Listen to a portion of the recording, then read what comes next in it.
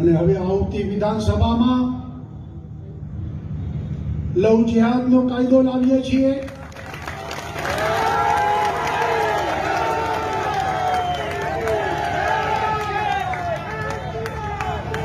કાયદા બનાવીએ છીએ અને સાથે સાથે કાયદો વ્યવસ્થા એની ચિંતા પણ કરીએ છીએ।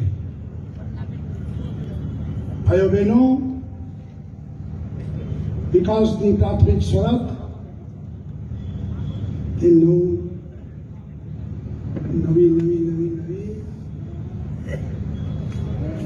કોણ લગા ભાઈ।